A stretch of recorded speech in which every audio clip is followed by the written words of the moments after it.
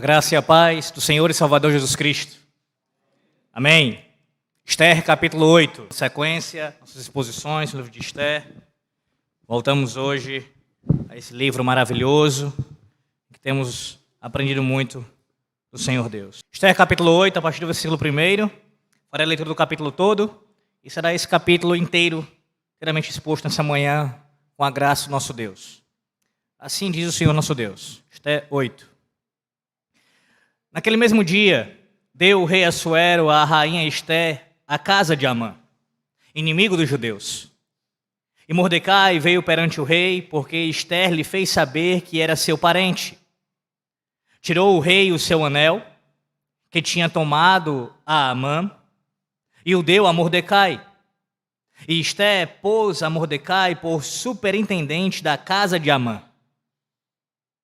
Falou mais Esther perante o rei, e se lançou aos pés, e com lágrimas lhe implorou que revogasse a maldade de Amã, o agagita, e a trama que havia empreendido contra os judeus. Estendeu o rei para Esther o cetro de ouro. Então ela se levantou, pôs-se de pé diante do rei e lhe disse: se bem parecer ao rei, se eu achei favor perante ele, se esta coisa é reta diante do rei, e se nisto lhe agrado, escreva-se que se revoguem os decretos concebidos por Amã, filho de Amedata, o agagita, os quais ele escreveu para aniquilar os judeus que há em todas as províncias do rei. Pois como poderei ver o mal que sobrevirá ao meu povo? E como poderei ver a destruição da minha parentela? Então disse o rei Assuero à rainha Esther e ao judeu Mordecai: eis que dei a Esther a casa de Amã, e a ele penduraram numa forca, porquanto intentaram matar os judeus. Escrevei, pois, aos judeus, como bem vos parecer, em nome do rei, e selai-o com o anel do rei, porque os decretos feitos em nome do rei e com o seu anel se selam, não se podem revogar. Então, foram chamados sem detença os secretários do rei aos 23 dias do mês de Sivan, que é o terceiro mês. E segundo tudo quanto ordenou Mordecai, se escreveu um edito para os judeus, para os sátrapas, para os governadores e para os príncipes das províncias, que se estendem da Índia à Etiópia, 127 províncias, a cada uma no seu próprio modo de escrever, e a cada povo na sua própria língua, e também aos judeus segundo o seu próprio modo de escrever e a sua própria língua. Escreveu-se em nome do rei Assuero, e se selou com o anel do rei. As cartas foram enviadas por intermédio de correios montados em jinetes criados na coldelaria do rei. Nelas, o rei concedia aos judeus de cada cidade que se reunissem e se dispusessem para defender a sua vida, para destruir, matar e aniquilar de vez toda e qualquer força armada do povo da província que viessem contra eles, crianças e mulheres, e que se saqueassem os seus bens. No mesmo dia, em todas as províncias do rei Assuero, no dia 13 do 10º mês, que é o mês de Adar.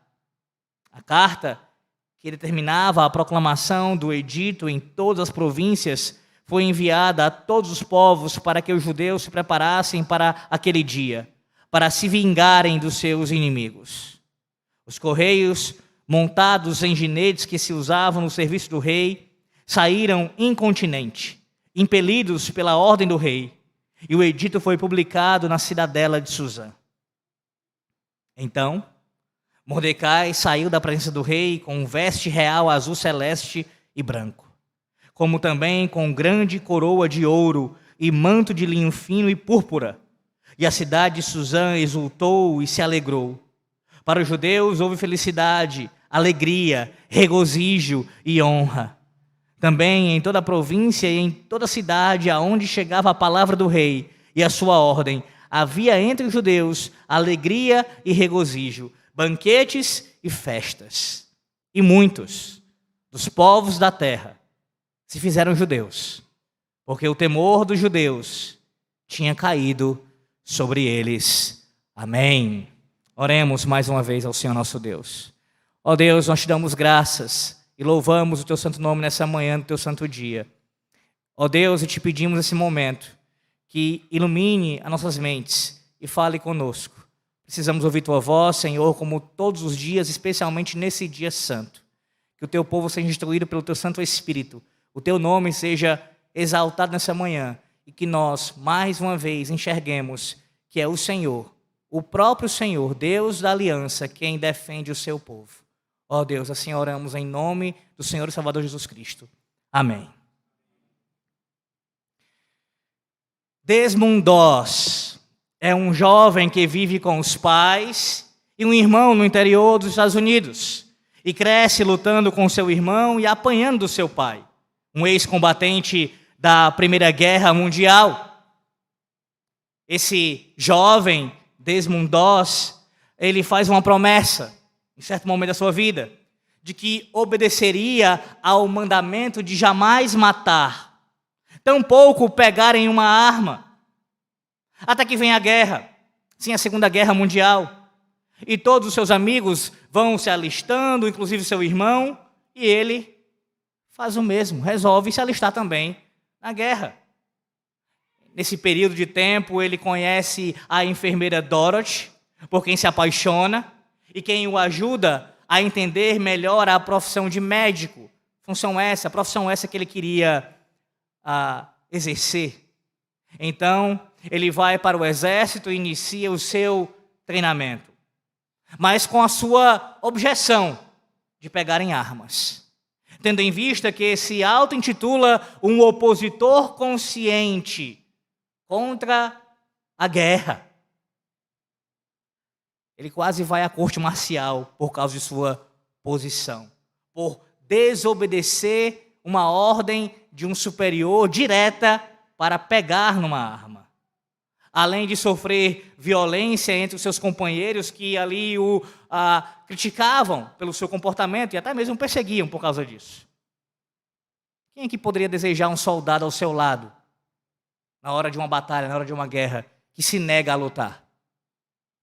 Meus irmãos, esse é o resumo de um filme chamado Até o Último Homem. Famoso filme dirigido por Mel Gibson e estrelado pelo ator Andrew Garfield. Ele é baseado numa história real. Um homem que foi para a guerra e, segundo consta, não pegou em armas para se defender. E veja a razão que ele apresentou para fazer isso. Ele fez isso, segundo ele, baseado na Bíblia, citando a palavra de Deus, usando ela como fundamento para a sua posição de não pegar em armas, a despeito de se alistar e de se colocar à disposição para ir à guerra e servir como médico. Ele tinha essa posição e a fundamentava na Bíblia. E aí? Será que esse é o ensino da palavra de Deus? De fato, a Sagrada Escritura condena o uso de armas em qualquer circunstância e qualquer tipo de guerra que é feita. Não existe nenhum tipo de guerra que não seja condenada pela palavra de Deus. Essa é a posição da Sagrada Escritura. Será que é isso que a Bíblia ensina, meus irmãos? Pois bem, nessa manhã, nós aprenderemos à luz desse texto que é o Senhor Deus quem garante ao seu povo o direito à legítima defesa. Sim, o Senhor Deus garante ao seu povo o direito à legítima defesa. E veremos em 3 pontos. Veja, do versículo 1 ao versículo 8, nós veremos que o direito à legítima defesa, ele é defendido pelo magistrado civil. O direito à legítima defesa é defendido pelo magistrado civil, do versículo 1 ao versículo 8. Do versículo 9 até o versículo 14, nós veremos que o direito à legítima defesa, ele é assegurado pela lei, ou por lei. E do versículo 15 ao versículo 17, nós veremos que o direito à legítima defesa, ele é celebrado pelo povo de Deus.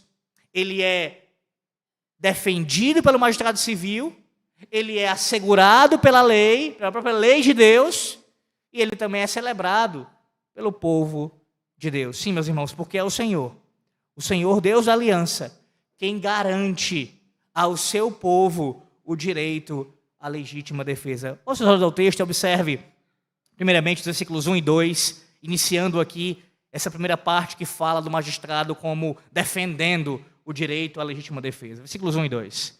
Naquele mesmo dia, deu o rei Assuero, a rainha Esté, à casa de Amã, inimigo dos judeus. E Mordecai veio perante o rei, porque Esté lhe fez saber que era seu parente. Tirou o rei o seu anel, que tinha tomado a Amã, e o deu a Mordecai. E Esther pôs a Mordecai por superintendente da casa de Amã. Meus irmãos, nesses dois primeiros versículos do capítulo 8, o nosso autor ele relata os desdobramentos que ocorreram imediatamente após a morte de Amã. Sermão este pregado no capítulo 7 há pelo menos 2 ou 3 semanas. Observe que o rei entregou a Esté à casa de Amã, uma referência ao patrimônio de Amã. Esse era o costume persa, a saber, o confisco da propriedade de um traidor pela coroa. E lembre-se que, nesse caso, estamos falando de uma enorme fortuna. Como vimos no capítulo 3, Amã, em sua proposta a Assuero, pela execução dos judeus, prometeu dar ao império mais a metade do que era arrecadado durante o ano inteiro. Ou seja, Amã tinha muitas posses. E tudo isso passa para Esther. Além de Esther, Mordecai também é recompensado. Depois de Esther ter contado ao rei sobre o seu parentesco com Mordecai, veja o que acontece. Mordecai é colocado numa função, e não qualquer função, uma função política que anteriormente pertencia exatamente a Amã. O texto mostra isso já nesses 2 primeiros versículos, e o decorrer do capítulo 8 confirma que essa era a posição agora de Mordecai. Ele estava substituindo Amã. A autoridade que ele recebeu do anel, ali a ordem que ele dá, as ordens que ele dá aos secretários, tudo isso mostra que ele agora é o primeiro ministro do império, o segundo homem no governo. Sim, Esther e Mordecai, nesses 2 versículos de abertura do capítulo 8, estão sendo recompensados com dinheiro, com bens materiais e também com uma exaltação de uma função política. Como é que você enxerga essa história? Sim, eu refiro-me ao fato de Esther e Mordecai serem grandemente recompensados. Como é que você enxerga essa história? A tendência de uma boa parte das pessoas que leem esse tipo de narrativa bíblica é interpretá-la como se tudo o que aconteceu na vida de tais personagens obrigatoriamente tivesse que ocorrer em suas vidas particulares. Se Esther e Mordecai enfrentaram todos esses problemas e depois receberam grandes recompensas terrenas, eu também receberei. Eu que luto pela causa do Evangelho, eu que batalho, testemunhando de Cristo, eu que estou nessa luta diária, nesse mundo perverso, se eles receberam, se Deus entregou a esses que foram fiéis, por que eu, sendo fiel também a Deus, não posso receber tais recompensas? Esse, meus irmãos, é um raciocínio falacioso. O Senhor nunca prometeu que a experiência de cada membro do seu povo seria igual à do outro. É bem verdade que existe um princípio quanto à realidade última das coisas aqui sendo ensinado. De fato, todos aqueles que pertencem ao povo da aliança, o povo de Deus, um dia serão grandemente recompensados por Cristo. Sim, isso vai acontecer. E nesse sentido, o texto aponta assim para essa realidade final. Todos nós que estamos em Cristo receberemos recompensa grandiosa quando nos encontrarmos com o Senhor. Mas não há nenhum tipo de garantia que ainda em vida, antes da morte, vejamos certas coisas acontecerem. Você pode ter uma perda na sua vida irrecuperável. Você pode sofrer uma injustiça que nunca seja reparada. Você pode enfrentar dificuldades que jamais sejam solucionadas. Isso pode acontecer com você e comigo também. Mesmo andando em fidelidade a Deus e em qualquer área, somos passíveis de enfrentar dificuldades que não venham a ser resolvidas. Viradas, como essa que aconteceu na vida deles, podem não acontecer nunca e nós perdermos o jogo. Lamentavelmente, há quem rejeite essa ideia e diga aqueles jargões bem conhecidos no meio evangelical: eu não recebo isso na minha vida. Está repreendido. Sobre a minha vida, sobre a minha casa, eu só aceito vitória, apenas palavra de bênção. E caso eu perca algo, sem sombra de dúvidas, eu serei restituído. Não é à toa que canções com esse título não são incomuns no meio do evangelicalismo. Os planos que foram embora, o sonho que se perdeu, o que era festa e agora, é luto que já morreu, não pode pensar que esse é o teu fim, não é o que Deus planejou, levante-se do chão, erga um clamor, restitui. Restitui. Eu quero de volta o que é meu. Quantas pessoas não cantaram isso durante muito tempo? Talvez tenha sido o seu caso. Restitui o que é meu. O que é seu? O que é seu? Diga-me o que é seu. Tudo que você tem, tudo que eu tenho, pertence a Deus. Ou seja, nós não temos absolutamente nada. O que está por trás de letras como essa, meus irmãos, é uma teologia desgraçadamente antropocêntrica, que refere-se a homens como se fossem dignos, merecedores de algum favor divino, quando na verdade todos caíram e não há um justo sequer. Tudo que o Senhor Deus nos concede é por sua graça. Não há obrigação alguma de Deus nos abençoar. Quem somos nós? Quem é você para erguer sua voz e diante do Altíssimo exigir alguma coisa? Dizer: restitui em tom de ordenança, eu tenho o direito de receber isso de volta, eu tenho o direito de alcançar essa bênção, eu quero porque eu tenho direito. No entanto, a outra questão importante que se destaca aqui nesse texto, veja que ele traz essa ideia de vitória, de recompensa, de uma verdadeira virada na história, e de certa forma parece um tipo aqui de final perfeito. Não parece? Versículos 1 e 2. À luz de tudo que nós já ouvimos aqui, desde o primeiro capítulo até o capítulo 7. Na verdade, o capítulo 7 já mostra a queda do inimigo e o povo ali, melhor dizendo, pelo menos Esté e Mordecai, sendo vitoriosos no primeiro momento. E esse início, o capítulo 8, também mostra essa ideia de vitória aqui. E talvez soe para você como uma espécie de final feliz, perfeito. Talvez fosse mesmo para você. Mas note o que diz os versículos 3 a 8. Falou mais Esther perante o rei e se lançou aos pés. E com lágrimas lhe implorou que revogasse a maldade de Amã, o Agagita, e a trama que havia empreendido contra os judeus. Estendeu o rei para Esther o cetro de ouro. Então ela se levantou, pôs-se de pé diante do rei e lhe disse: se bem parecer ao rei, se eu achei favor perante ele, se esta coisa é reta diante do rei, e se nisto lhe agrado, escreva-se que se revoguem os decretos concebidos por Amã, filho de Amedata, o Agagita, os quais ele escreveu para aniquilar os judeus que há em todas as províncias do rei. Pois como poderei ver o mal que sobrevirá ao meu povo? E como poderei ver a destruição da minha parentela? Até aqui por enquanto, versículo 6. Perceba que mesmo depois de ter recebido toda aquela recompensa, eles não estavam satisfeitos. Não é final feliz ainda. Não porque eles desejassem mais algum tipo de bem material ou honra pessoal. O que temos aqui, meus irmãos, é uma insatisfação por causa da situação que ainda se encontrava o povo de Deus. Não obstante as conquistas que pessoalmente Mordecai e Esté tiveram, o decreto de morte contra os judeus ainda estava em vigor.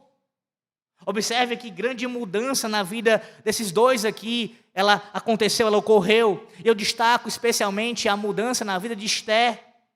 Antes, você lembra, preocupada consigo mesma. Lembra no capítulo 4? No primeiro momento que Mordecai instou com ela para que intercedesse junto ao rei pela vida do povo, ela hesitou, demonstrou uma certa relutância, até contra-argumentou ali com Mordecai. Por quê? Porque Esté estava muito bem acomodada. Ela tinha sido assimilada pela cultura do império. Contudo, desde que ela resolveu interceder, nós vemos uma disposição cada vez maior de ajudar o seu povo. E nesse texto isso fica exposto em letras garrafais. Ela se lança aos pés de Assuero e com lágrimas implora pela vida do seu povo. Que cena, meus irmãos. Você percebe a mudança aqui gigantesca que Deus operou no coração de Esté? De indiferente, distante, para aquela que está agora clamando com lágrimas aos pés do rei. E veja o contexto. Nos lembra o que aconteceu lá no capítulo de número 5. Ela chegou à presença do rei, mais uma vez, sem ser autorizada. Ela foi até ele e se arriscou de novo.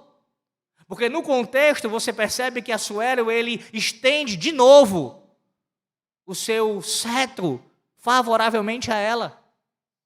Ela está se arriscando novamente, e agora de uma maneira muito mais dramática. Essa é a ideia que o autor nos passa aqui. Esse é o quadro que está sendo pintado diante dos nossos olhos, de forma dramática. Esté está clamando pela vida do seu povo. Ela está dizendo: de nada me adiantará todos os favores do rei, se o meu povo perecer. Não estarei satisfeita enquanto meu povo estiver em perigo, não sossegarei enquanto o decreto de morte não for revogado. Perceba o princípio já ensinado em nossas exposições acerca da identificação. Ele aparece claramente no versículo 6. Pois como poderei ver o mal que sobrevirá ao meu povo? Como poderei ver a destruição da minha parentela? Ela se identifica novamente com o seu povo. Se eles sofrerem um mal, se eles forem destruídos, eu também serei atingida. Ela se identifica com eles. Meus irmãos, como nós precisamos aprender com Esté. Seu testemunho nos constrange a buscarmos o bem do nosso próximo, especialmente os da família da fé, independentemente de quão bem estejamos. Nossa situação confortável não deve nos conduzir à letargia. Pelo contrário, se o Senhor nos colocou numa posição mais elevada, como foi o caso de Esté e de Mordecai, aí é que precisamos usar todos os nossos recursos para ajudar aqueles que necessitam. É isso que você tem feito? É isso que você tem feito? Pare para meditar um pouco a respeito disso nessa manhã. Como você tem contribuído para o bem-estar do seu próximo, principalmente os seus irmãos em Cristo? Você acha que não foi uma tentação para Esté e Mordecai todo aquele conforto? Eles poderiam ter parado por ali. A situação está resolvida, a gente já está livre. Esté mais rica, Mordecai agora é super exaltado como segunda pessoa do reino. Mas não. Riqueza e poder lhes foram concedidos. Mas eles não se deixaram levar pela tentação dessas coisas. Graças a Deus, eles não caíram em tentação. E graças, meus irmãos, a Deus, que o nosso Senhor e Salvador Jesus Cristo se importou também conosco. Nem toda a sua glória e majestade, como nós bem sabemos, o impediu de se compadecer de pecadores vis como nós. Ele deixou sua posição super exaltada nos céus e se humilhou em sua encarnação, identificando-se conosco, com o seu povo, muito mais do que Esté. Glória a Deus nas alturas, por Cristo, porque Ele intercedeu e intercede por nós. Mais do que Esté, O que o nosso Senhor fez por nós deve nos levar a agir da mesma forma para com os nossos semelhantes. O que Cristo fez por nós, a sua obra, mais ainda do que Esther, do que ela nos dá como exemplo aqui, deve nos conduzir a agirmos semelhantemente, a nos compadecermos daqueles que têm sobre suas cabeças um decreto de morte. E nesse caso, um decreto de morte eterna. Agora, é importante salientar o estado em que essas pessoas se encontram. Eu quero frisar isso aqui. O texto fala de uma necessidade real, de um problema seríssimo. Pessoas, todo um povo que estava ali já contado entre aqueles que receberiam uma pena de morte. Estava posto sobre a cabeça deles. Então, era essa a gravidade da situação. Logo, quando falo aqui de se compadecer do seu próximo, especialmente do seu irmão, refiro-me às questões realmente importantes e de natureza especialmente vital. Vitimismo barato não entra nessa lista. Sabe aquelas pessoas que o mundo gira ao seu redor? Que tudo o que acontece na vida delas é culpa dos outros? Nunca é delas. E sempre abre a boca para reclamar, para dizer que ninguém ajuda. Inclusive na igreja, apenas queixas, reclamações, murmurações. Esse tipo de pessoa não quer ajuda, não. Seu interesse é somente criticar. Se esse é o seu comportamento essa manhã, a palavra de Deus lhe exorta a se arrepender disso, imediatamente. Desejar o auxílio do próximo, especialmente da família da fé, é legítimo. E se a igreja, algum irmão falha nisso, deve se arrepender também. Contudo, agir com vitimismo barato, se colocando a culpa nos outros de questões que você tem que resolver, que você tem que agir, também não é legítimo, de forma alguma. Pessoas que comparam problemas menores, e alguns problemas até, de certa forma, sérios, como se fosse o fim do mundo. Por outro lado, e eu friso isso também, não use como justificativa, você, não use como justificativa a existência de tais pessoas, pessoas que agem dessa forma, com esse vitimismo barato, para você ser negligente com relação aos seus deveres. Porque tem gente assim na igreja, ou fora da igreja também, eu vou deixar de agir em favor do meu próximo. Não justifica. Temos também que identificar aquilo que de fato é uma necessidade real e que deve receber compaixão de nossa parte e ajuda, auxílio, e aquilo que é apenas alarme falso. Gente querendo chamar a atenção para o próprio umbigo. Outra questão importante que precisa ser ressaltada é a maneira como Esther dirige-se a Assuero. Observe isso. Eu já li, mas eu quero de novo ler só essa sentença. Ela continua sendo prudente, como já vimos em outros momentos, e usando expressões de cordialidade. Versículo 5. Ela expressa isso de pelo menos 4 maneiras. Se bem parecer ao rei, se eu achei favor perante ele, se esta coisa é reta diante do rei, e se nisto lhe agrado, mesmo sendo seu marido, o que implicava num grau de intimidade maior com ele, e mesmo sendo um ímpio, nada disso faz com que Esther falte com respeito para com aquela autoridade. Mais uma vez, pelo seu exemplo, Esther nos ensina nesse texto que há uma forma adequada de nós lidarmos com os nossos superiores.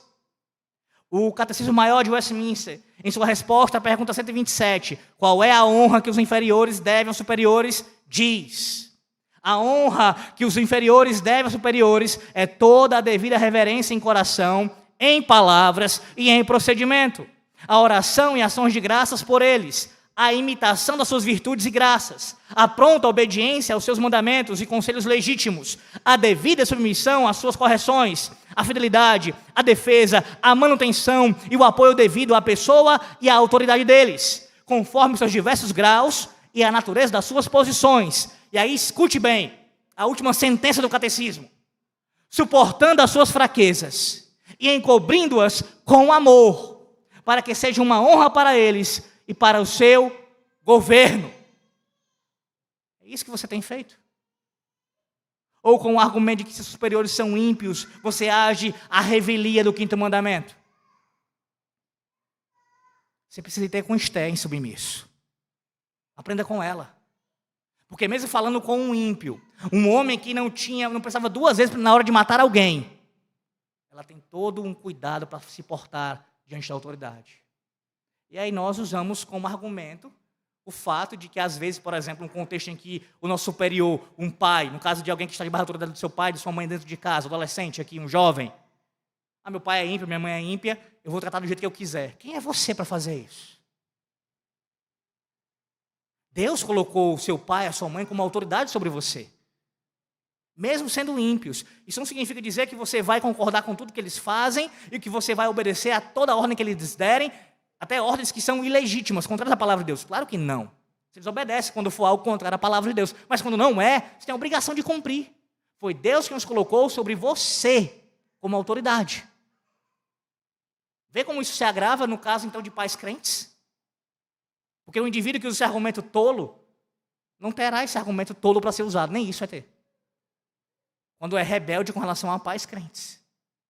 E o que falar então daqueles que são rebeldes na igreja com relação aos seus presbíteros, que se levanta contra, que fala mal, que se opõe, que faz oposição aberta ao conselho da igreja? Precisa aprender com Esté também. Mesmo Assuero sendo quem ele era, há palavras de cordialidade, há um cuidado, há um temor. Aí você pode argumentar, mas Alex, é claro, ela estava tentando pedir algo a ele. Sim. E? Não apenas em tom de, quando for objetivar um pedido, desejar alcançar algo diante da autoridade.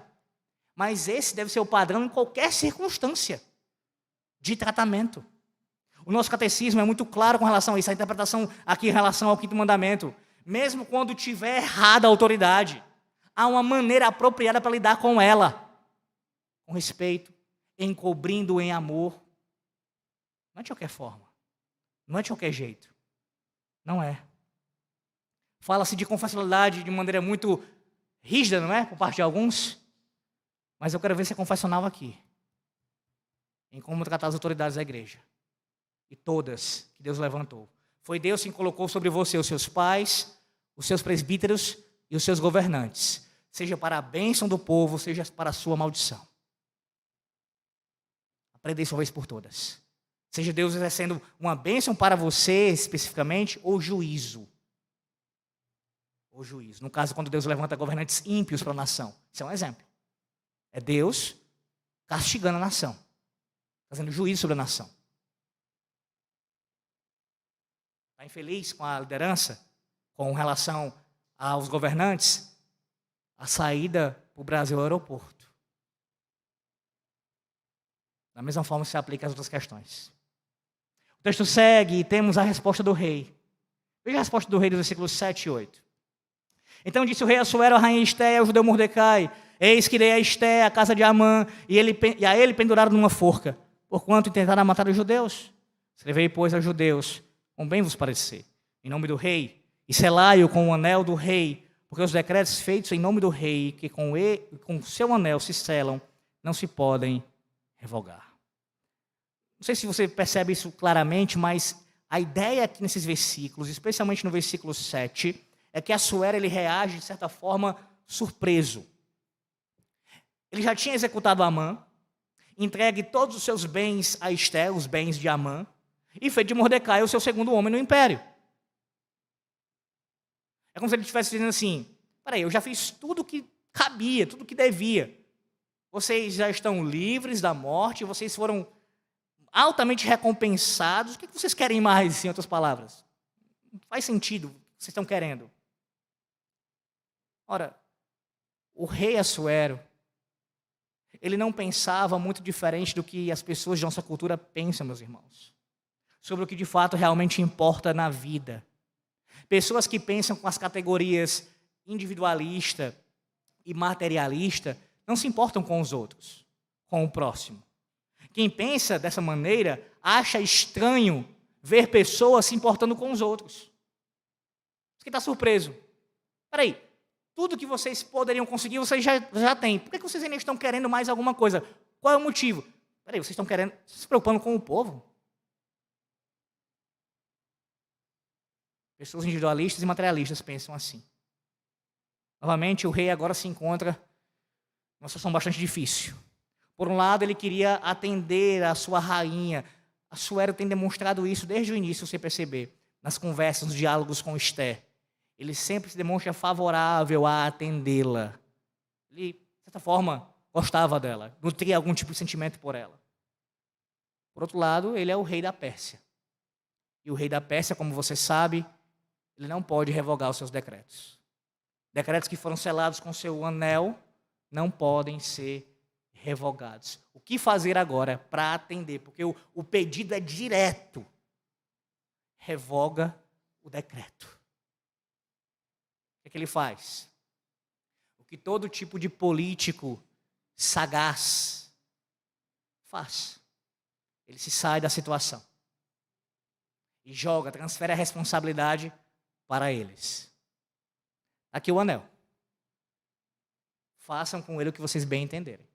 Exceto uma coisa: não podem revogar o decreto já estabelecido. Vocês podem fazer qualquer coisa com ele, contanto que não revogue o anterior. Nesse versículo 7 e 8, tem muita coisa para poder se falar, mas eu quero começar mostrando para você aqui essa maneira favorável de Assuero ele responder a Esther. O que eu já citei, mas eu quero trabalhar um pouco mais nisso daqui. Não sei se você se atentou para isso nesse texto e na narrativa até agora, porque há uma importância nesse ato de Assuero, em Assuero ser favorável a Esther frequentemente. Isso mostra o que para nós? A atitude de Assuero ser favorável para Esther frequentemente nos mostra o quão prejudicial foi para Esther esconder a sua identidade. Isso nos leva, meus irmãos, a refletirmos se, de fato, o que ela fez, pensando de maneira pragmática, foi algo que trouxe o benefício que ela tanto queria. Entenda, desde o início, Esther estava tentando esconder a sua identidade. Não dizia quem era, de que povo pertencia. Mas será que se ela tivesse dito lá no começo, lá atrás, que ela era uma judia, dissesse quem era o seu povo, se lá desde o começo ela tivesse sido bem clara em revelar a sua identidade, será com esse comportamento de Assuero que ele não teria barrado os planos de Amã lá no começo? Quando ele sugeriu ali acabar com todo o povo judeu? Uma vez que o rei soubesse que ela pertencia ao povo judeu, claro, isso ele também tem que ter perguntado a Amã, quem era o povo que ele queria matar, porque Amã também omite essa informação. Será que o próprio Amã, sabendo da informação de que a rainha era do povo judeu, ele não teria, talvez, pensado duas vezes e não ido para cima desse povo? Tudo isso são especulações. Mas a atitude favorável de Assuero frequentemente para Esther nos faz levantar essa hipótese. Será que se desde o início ela tivesse sido clara em quem ela era e a quem ela pertencia, todo esse mal não poderia ter sido evitado? É exatamente assim que muitas vezes você age. Esconde a sua identidade cristã com medo do que pode acontecer. Deixe de testemunhar o evangelho de Cristo, quebra a lei de Deus, seja de maneira a transgredi-la diretamente ou se omite para com seus deveres, seus mandamentos, por meio daquilo que as pessoas, com medo daquilo que as pessoas pensarão de você. Ah, se eu fizer isso, lá onde eu estudo, lá onde eu trabalho, se eu deixar de fazer isso, vão me criticar, vão falar mal de mim. E aí, com esse medo injustificável, você deixa de se identificar como um cristão. Mas ainda que aconteça. Porque, entenda, não há nenhuma garantia de que você se identificando, você vai receber tudo muito bom, tudo tranquilo. Pelo contrário. A tendência é pela oposição do mundo se levantar contra nós, quando nós marcamos posição e dizemos, somos cristãos. Estou dizendo aqui, é possível que em alguns casos a nossa identidade cristã não nos prejudique nesse sentido, tá? De algo, pensando de forma pragmática. Pelo contrário, possa trazer benefícios para nós. Eu imagino que se você já tem algum tempo de fé, você já tem esse tipo de experiência, passado por isso. Pessoas que reconhecendo a sua, mesmo sendo ímpias, reconhecendo a sua identidade cristã, seu testemunho, foram favoráveis a você. Trataram você com respeito, com cordialidade. Até benefícios chegaram a você. Entenda, isso não significa dizer que você vai agir de forma pragmática simplesmente. A razão maior para nós nos identificarmos e não escondermos a nossa identidade cristã é a obediência a Deus. Obedecemos ao Senhor. E nós somos identificados com o seu povo, nós fazemos parte do seu povo. E por fidelidade a Deus, temos que ser claro a quem nós pertencemos. E por falar em consequências, perceba o quão terrível é a ação de um homem usado por Satanás aqui, que se opõe à igreja de Cristo. Esse homem que se levantou contra a igreja do Senhor na antiga aliança, a sua ação foi tão terrível que mesmo depois de ter morrido, ainda tem consequências na sua ação. Como disse a mim um querido irmão e diácono, Amã já foi para a forca. Sim, meus irmãos, de fato, Amã já foi para a forca. Amã estava morto, mas o seu decreto permanecia vivo. Enquanto vivermos nessa terra, antes da volta do Senhor Jesus Cristo, precisaremos lidar com esses homens e com os efeitos das suas perseguições. Há inúmeros desses, como Amã, que mesmo depois de mortos, ainda causam danos à igreja do Senhor. Não podemos subestimar a ação desses agentes do diabo. Mesmo morto, o decreto ainda está vivo. Morto, no caso, Amã. Entretanto, observe como o Senhor não deixou a sua igreja desamparada. Essa primeira parte do texto, versículo 1 ao versículo 8, nos mostra justamente o cuidado do Senhor. Por que você acha que Mordecai foi colocado naquela posição política? Por qual motivo? Por que substituir exatamente Amã? Ora, a única resposta para isso é a resposta para todo o livro de Esther, para todo o enredo que se desenrola nessa narrativa. A boa mão da providência divina colocou Mordecai lá. E com qual propósito? Para que o direito à legítima defesa fosse defendido pelo então magistrado civil.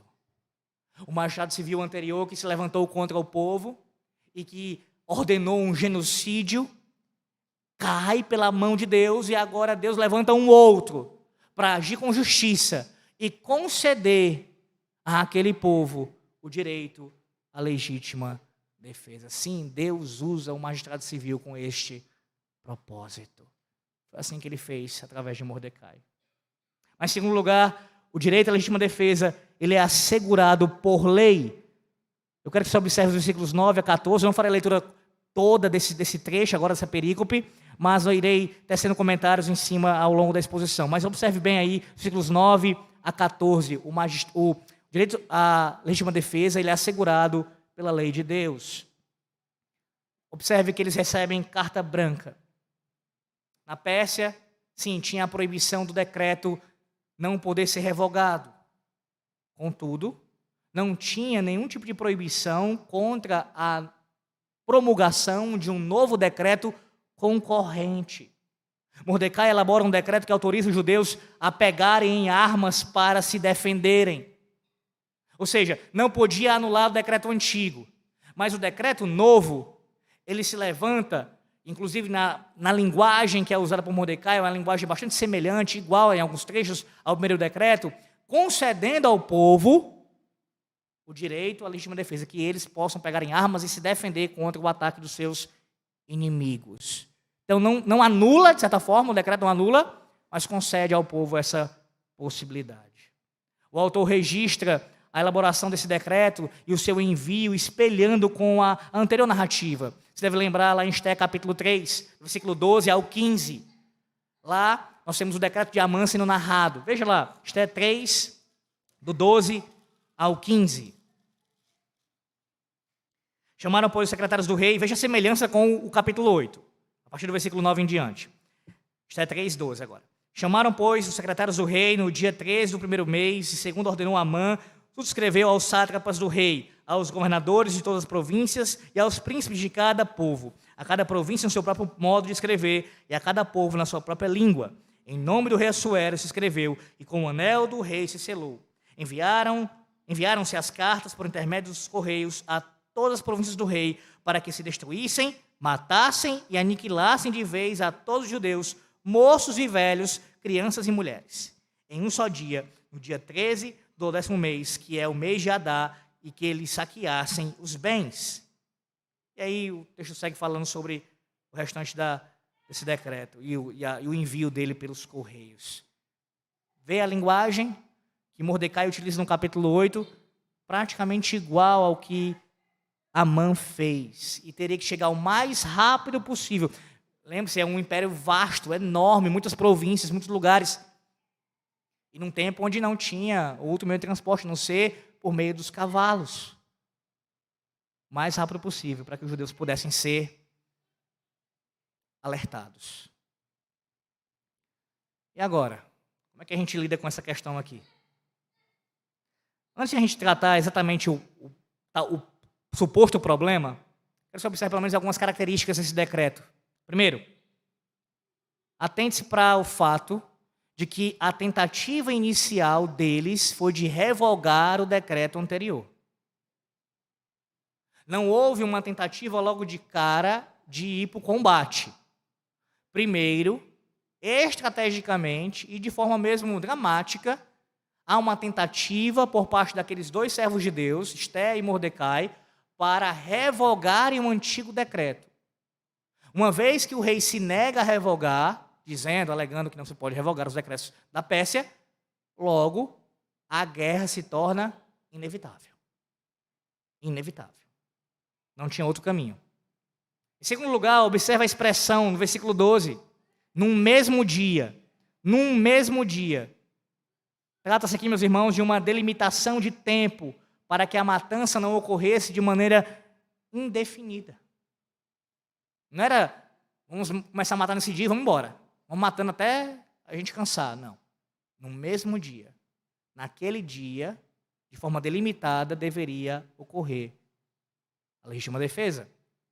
Em terceiro lugar, a natureza desse decreto é claramente de legítima defesa, principalmente de legítima defesa, deixa eu me colocar assim. O decreto não autorizava o povo judeu partir para cima, mas se organizarem caso alguém se levantasse contra eles. Se ainda permanecesse o interesse por parte daqueles do restante do povo, de se levantar contra eles, de matá-los, eles tinham autorização real para se posicionarem e se defenderem contra os seus adversários. Comentando esse texto, o teólogo Ian The Good escreve o seguinte: o que o edito de Mordecai ordenava era uma medida de retaliação por parte dos judeus contra seus inimigos. Eles podiam matar aqueles que os atacassem e também as famílias dos agressores, bem como tomar o despojo, exatamente como seus inimigos haviam planejado matar os judeus e suas famílias, e tomar seus despojos. Não se tratava apenas de autodefesa, ou seja, é essencialmente autodefesa, mas vai um pouco mais além. Mas também não era uma licença indiscriminada para a matança. O verbo, diz Ian The Good aqui, no versículo 13, usado no versículo 13, para descrever a ação para a qual os judeus deveriam estar preparados, é nakam, que sempre indica retribuição punitiva para um erro anterior. Aqueles que, como Amã, buscavam destruir a descendência dos judeus, de acordo com o seu edito, compartilhariam eles mesmos do destino de Amã. A autoridade do império agora dava apoio às ameaças da aliança abraâmica contra os que buscavam prejudicar os descendentes de Abraão. Contudo, eram os próprios judeus que teriam de cumprir as sanções da aliança num tipo de guerra santa contra os seus inimigos. Em outras palavras, eles estavam autorizados a se defenderem, e existia também um elemento aqui presente de uma ação punitiva. Deus fez isso muitas vezes na antiga aliança, muitas vezes. Um exemplo mais clássico disso está descrito no livro de Josué. Deus levanta o seu povo para punir, para castigar várias nações ímpias. E aquele contexto não é apenas de legítima defesa mesmo, não. É de guerra santa, do povo de uma maneira legítima, autorizada, ordenada por Deus, punindo os ímpios. Então esse elemento também está presente aqui. gente vai ver isso melhor quando chegar na primeira parte do capítulo 9. Por ora, ainda permanece a questão, talvez para você nessa manhã. Seria lícito o povo de Deus envolver-se numa guerra? Podemos pegar em armas? E para responder isso, o que diz a Escritura? Qual é o ensino bíblico acerca dessa questão? Meus irmãos, tem muito texto bíblico para poder falar sobre isso. Eu preciso ser breve aqui, pelo menos em termos de citação. Vamos lá. Escute o que o salmista, Davi, no Salmo 144, diz no verso 1. Salmo 144, verso 1. Olha como é que ele louva ao Senhor, Davi. Bendito seja o Senhor, rocha minha, que me adestra as mãos para a batalha e os dedos para a guerra. Ele louva a Deus porque o prepara, o treina, o capacita para a guerra. Jeremias 48:10. Jeremias 48:10, um texto bastante citado, muitas vezes fora do seu contexto. Jeremias 48:10. Maldito aquele que fizer a obra do Senhor relaxadamente. Maldito aquele que retém a sua espada do sangue. O contexto aqui, meus irmãos, a profecia de Jeremias, depois leia com calma o capítulo 48 inteiro, refere-se à destruição que a Babilônia traria sobre a terra de Moabe. O Senhor estaria exercendo o seu juízo contra aquele povo, através da Babilônia, e os seus agentes, ou seja, os babilônios, que ele usaria ali naquele caso, ele exige deles que haja um cumprimento total da sua ordem. Não hesitem, tratem com seriedade, usem a espada contra eles. Nesse sentido, não faça a obra do Senhor relaxadamente. Contexto de guerra. Lucas 3,14. Também soldados lhe perguntaram, e nós que faremos? E ele lhes disse, a ninguém maltrateis, não deis denúncia falsa e contentai-vos com o vosso soldo. Este é João Batista, respondendo àqueles homens, aqueles soldados, não aconselhando-os a deixarem a sua profissão, saiam da carreira militar, saiam do exercício ali de soldado, façam isso, não. Mas ele os orienta a serem justos, honestos e que não abusem da sua autoridade e continuem servindo a Deus em sua vocação, em sua carreira militar. Não vou ler o texto, mas depois você lê com calma em casa. Lucas 22, do 35 ao 38, o famoso texto onde o próprio Senhor Jesus Cristo, aquele a quem muitos usam como um fundamento para ir contra o uso de armas, em Lucas 22, 35 a 38, o próprio Cristo orienta os seus apóstolos, discípulos, a comprarem uma espada. E Hebreus 11, do 32 a 34, eu lerei esse. Hebreus 11, do 32 a 34. Veja quem está entre os heróis da fé. E que mais direi? Certamente me faltará o tempo necessário para referir o que há a respeito de Gideão, de Baraque, de Sansão, de Jefté, de Davi, de Samuel e dos profetas, os quais, por meio da fé, subjugaram reinos, praticaram a justiça, obtiveram promessas, fecharam a boca de leões, extinguiram a violência do fogo, escaparam ao fio da espada, da fraqueza tiraram força, fizeram-se poderosos em guerra, puseram em fuga exércitos de estrangeiros. Entre os heróis da fé está uma gama de homens que lutaram, que batalharam em guerras, pegaram em armas e lutaram em o nome do Senhor. E aí nós podemos citar outros textos. Êxodo capítulo 22, versículos 2 e 3, que fala do direito à legítima defesa, claramente ali do indivíduo. Deuteronômio 20, espero citá-lo, lê-lo esse texto no próximo sermão. É onde o Senhor, nesse texto, no capítulo 20 de Deuteronômio, ele dá instruções específicas sobre guerra. Atos capítulo 10, o primeiro gentio convertido ao evangelho é um centurião, Cornélio. E o que diz a nossa confissão de fé? No capítulo 23 do Magistrado Civil, parágrafo 2. É lícito aos cristãos aceitar exercer o ofício de magistrado, quando para ele é chamado, e em sua administração devem especialmente manter a piedade, a justiça e a paz, segundo as justas leis de cada nação. E para este fim, eles podem agora, sob o Novo Testamento, fazer guerra, havendo ocasiões justas e necessárias. Guarde isso, havendo ocasiões justas e necessárias. Certo comentarista da Confissão de Fé diz o seguinte acerca disso: os magistrados cristãos podem licitamente, sob o Novo Testamento, declarar guerra em ocasiões justas e necessárias. O direito e o dever da autodefesa são estabelecidos pelos inalienáveis instintos da natureza, da razão, da consciência, da palavra de Deus e do consenso universal do gênero humano.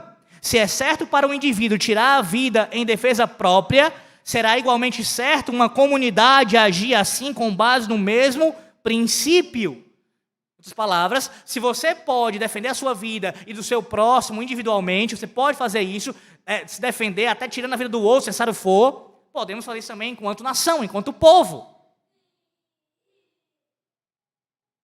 O nosso Catecismo Maior de Westminster, em sua resposta à pergunta 136, quais são os pecados proibidos no sexto mandamento? Diz: os pecados proibidos no sexto mandamento são tirar a nossa vida ou a de outrem. Veja, o homicídio e o suicídio são condenados pelo sexto mandamento: não matarás.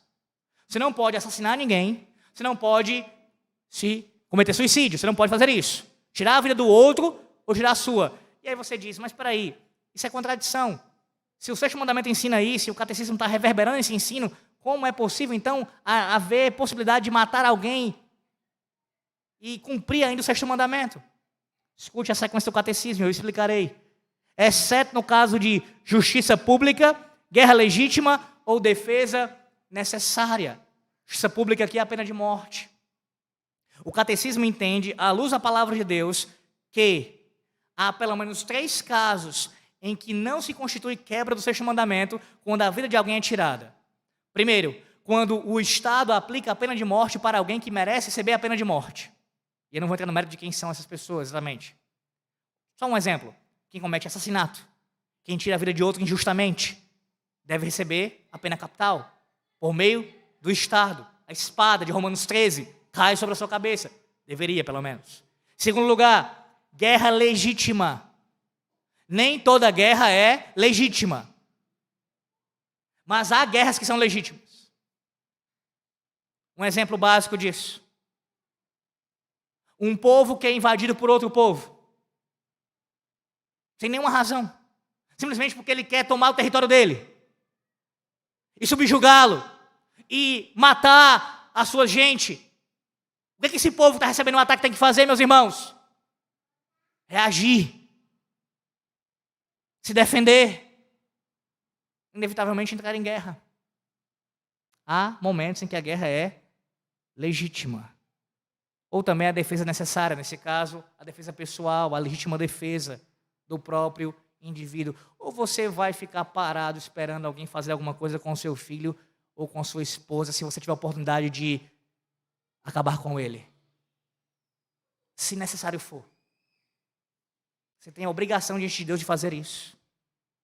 Tirar a vida desse indivíduo, se ele ameaçar a vida dos seus, e a sua também. Se for possível conter sem isso, é uma coisa, mas muitas vezes não é. Quando alguém vem disposto a matar, sem sombra de dúvidas, o risco já é iminente. E a nossa obrigação é de defender. Não é quebra do sexto mandamento, guerra legítima ou também a legítima defesa, a defesa pessoal, meus irmãos, em si. Quebrar o sexto mandamento envolve assassinato, uma morte injusta. Lamentavelmente, em nossos dias, não são poucos os professos cristãos que defendem uma posição chamada pacifista. É isso que você pensa nessa manhã? Depois de tudo que já foi dito aqui? De como a Bíblia fala de guerra, de como Deus é tratado como o Senhor dos exércitos. Você imagina quando a Bíblia fala sobre isso? Que o Senhor se levanta contra seus inimigos e vai punir, tem punido e vai punir ainda de forma grandiosamente no final de todas as coisas. Que Cristo vem montado num cavalo branco com sua espada. Você pensa sobre isso? Senão em guerra, em ação do Senhor, em punir justamente o mal. Entenda de uma vez por todas que não há como, à luz da palavra de Deus, ser um pacifista. Essa posição ela é indefensável, à luz da Bíblia. E não confunda ser pacifista com ser pacificador. O nosso Senhor Jesus Cristo ensinou em Mateus 5,9 que nós devemos ser pacificadores. Mas nós não podemos promover a paz às custas de tolerar a injustiça. Em nome da paz, em nome da paz. e o mal reinando, em nome da paz. Já pensou se se os países no tempo da Segunda Guerra Mundial agissem com esse pensamento, as nações, de forma pacifista? A gente falaria alemão hoje em dia. Além disso, é interessante notar que ambos os grupos, defensores de armas e pacifistas, aqui falo dos dois, por vezes incorrem na quebra exatamente do sexto mandamento. Defensores de armas, defensores da legítima defesa e também pacifistas, que são contra isso em si. Eles quebram o sexto mandamento muitas vezes. Sabe como? Eles matam lá no recôndito do seu coração.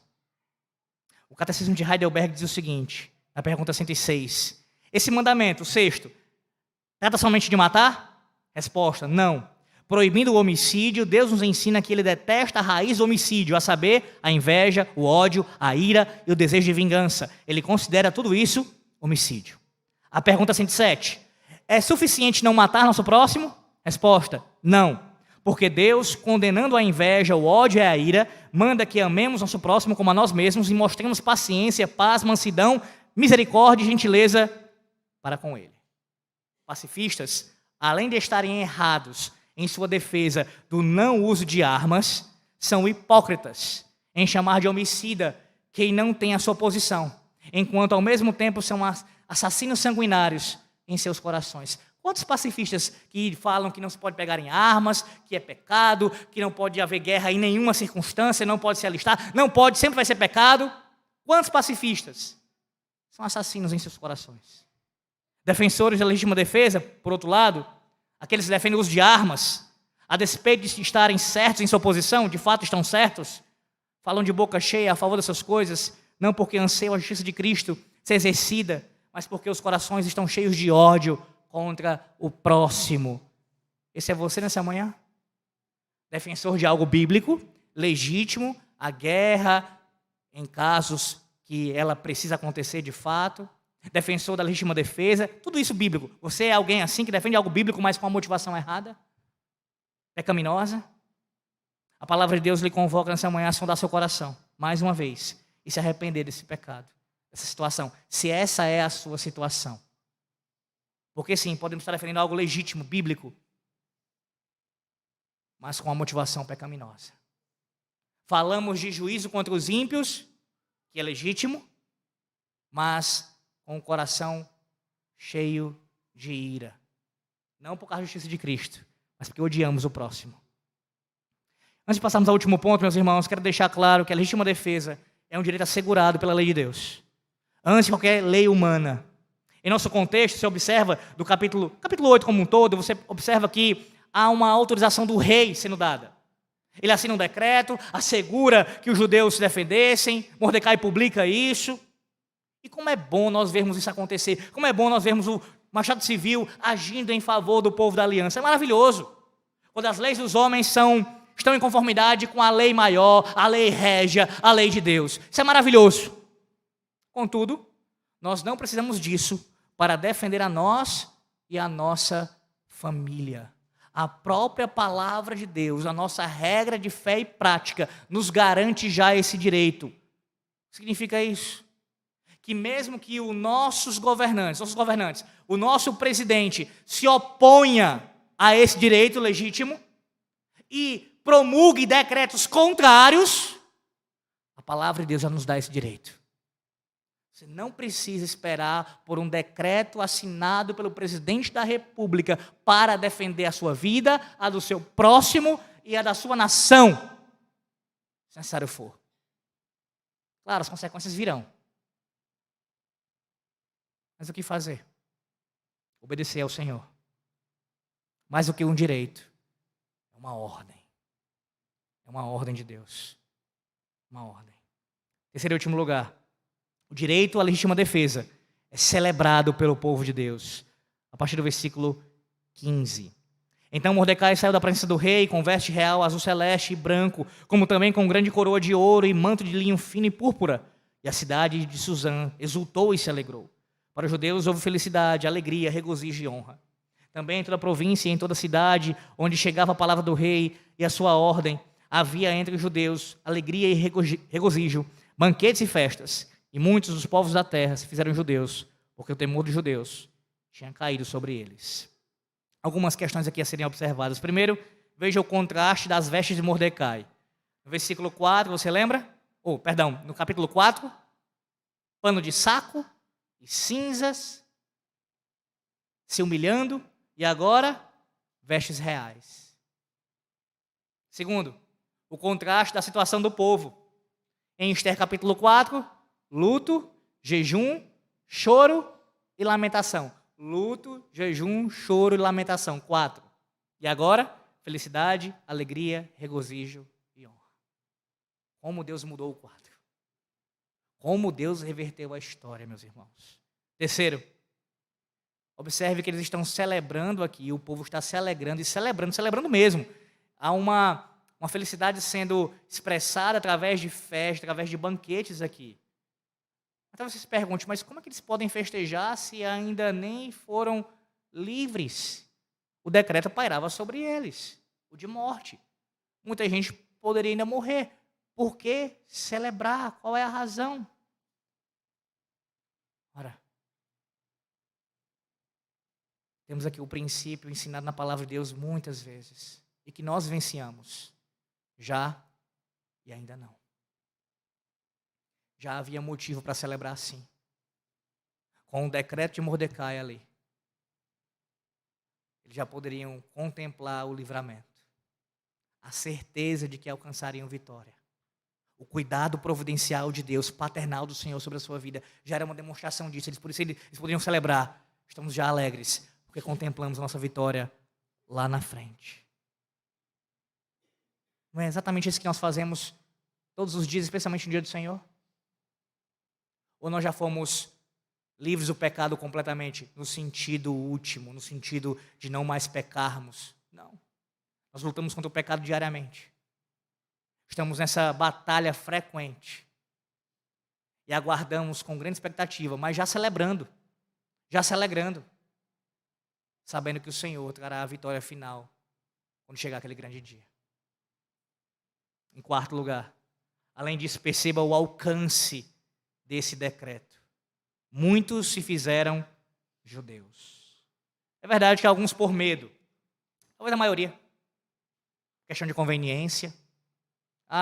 Os judeus agora estão com alguém lá no poder, além da rainha tem o Mordecai, então vamos ficar do lado dos judeus. Isso é inevitável acontecer. Falsas conversões. Todavia, creio que o que o texto está nos mostrando aqui, meus irmãos, é um dos cumprimentos da promessa abraâmica também. Além do Senhor Deus cuidar do seu povo, proteger o seu povo, Ele também faz o seu povo avançar. Em que sentido? As famílias da terra, na antiga aliança já começa a experimentar isso de uma maneira palotina, ainda alguns vislumbres esporádicos, mas creio eu também que alguns aqui podem sim ter sido convertidos verdadeiramente por temor ao Deus verdadeiro. Que grande reversão o Senhor Deus causou. Pare para pensar um pouco. Esther, que estava se escondendo lá atrás, com medo que poderia causar a ela, do que as pessoas, do que o império poderia, como reagiria a ela. Agora, o seu testemunho, a sua identificação com o povo da aliança, toda essa ação providencial de Deus está conduzindo as pessoas virem para o seu lado, para o seu povo. Ainda que alguns, infelizmente, venham de maneira hipócrita. Mas há sim aqui também a ação do Senhor.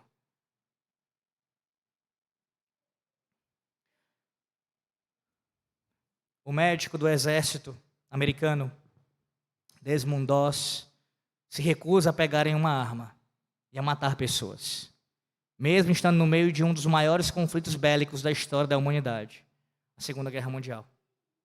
Assim, durante a famosa Batalha de Okinawa, ele trabalha na ala médica e salva mais de 75 homens. A postura ganha repercussão e lhe rende uma medalha de honra do Congresso, tornando-se o primeiro opositor consciente da história norte-americana. Depois, quando você puder, amanhã pesquise a esse respeito, se você se interessar. Mas sabe o que é mais irônico nessa história? É que para ele conseguir desempenhar o seu papel como médico e sair de lá vivo, muitos tiveram que fazer o que ele não fez. É engraçado, né? Foi para a guerra, não pegou em armas, segundo consta, mas para poder sair vivo de lá e proteger os soldados e ajudar os feridos, certamente outros usaram armas e defenderam a vida dele.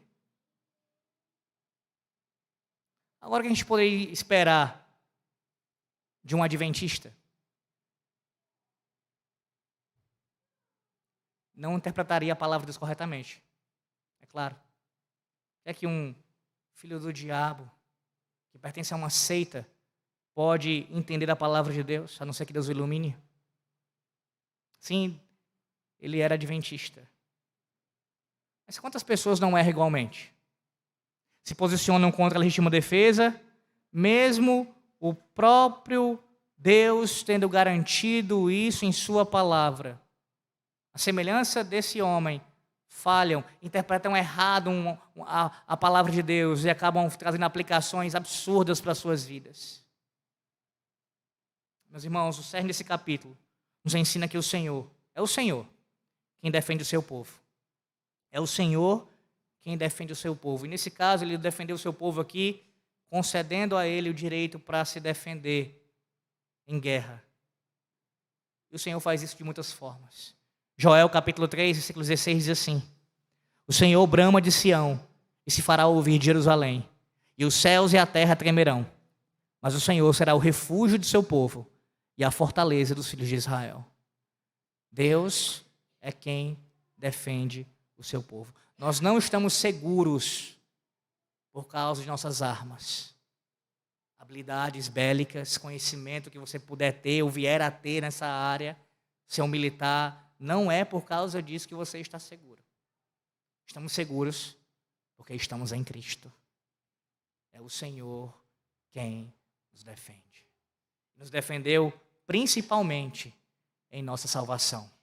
O grande guerreiro divino, Cristo, ele acabou com os nossos inimigos, com o inferno, com o pecado, com o mundo, a condenação que pairava sobre nós, o decreto de morte que estava sobre nossa cabeça, ele revogou. E agora, decreto de vida para você e para mim. Para todos aqueles que estão seguros em Cristo. Aquele que defende e protege o seu povo. Que Deus os abençoe nessa manhã. Em o nome do Senhor Jesus Cristo. Amém. Oremos. Senhor nosso Deus, nós te louvamos por tua palavra. E te pedimos, ó Deus, que aplique as nossas vidas, as nossas famílias. Nos ajude, ó Deus, a conduzir nossa casa, nossos filhos. E que nós, ó Deus, testemunhemos, venhamos a testemunhar da tua palavra fielmente. De boca e também com a vida, Senhor. Que confiemos não em nossas armas, em nossos braços, nossa força, mas no Senhor. É o braço do Senhor quem nos protege, tanto espiritual como fisicamente. É em Ti, ó Deus, que há refúgio, não em outro. É no Senhor. E que o entendimento correto, ó Deus, da Tua palavra quanto a esse assunto também, que envolve o Teu mandamento santo, Teu sexto mandamento, tenha sido compreendido pela Tua igreja. Oramos assim, Senhor Deus, com perdão dos nossos pecados. Em nome do Senhor Jesus Cristo. Amém.